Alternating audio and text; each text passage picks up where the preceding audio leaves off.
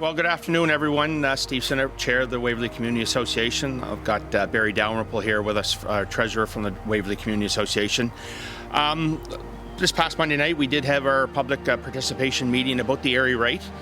And that tells you how important the area rates and these public participations are. We heard some stuff that we weren't aware of. So under those information that was brought forth, we did go back to HRM, and we are at this point going to be holding off on the vote for the Waverley Community Association. And the reason why we're doing that is we want to do the right thing for the community.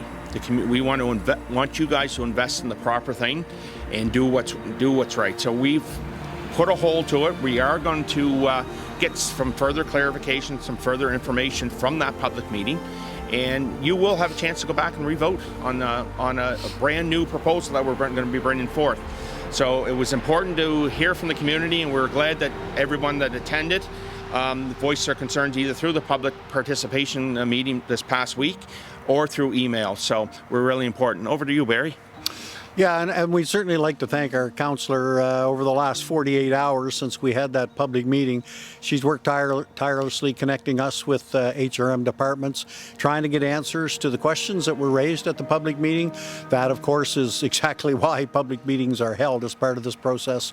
I mean, look, folks, this has been a 2-year process. We've had consultations with all of our community groups and associations. We've had a couple of public meetings already in the community, but this was the official public meeting. This was the one where notices were sent to every residence, and we did get a pretty decent turnout.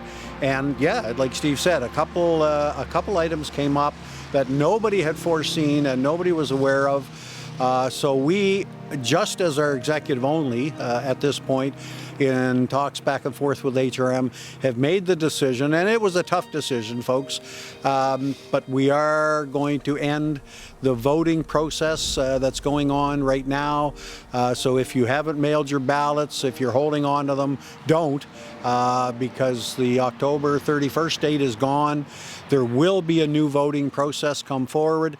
We have a little bit more conversations to do, both with HRM departments and within our WCA community board. A little bit more consultation with our community. We have some things to figure out. We want to do right by our community. We've always wanted to do right. That's why we've taken 2 years so far, and that's why we are going to postpone the process again. It might be painful. We do beg people's patience, but once we get the answers, we will put them back out through our media friends, through our community Facebook pages, through notices at like the post office and the Legion here.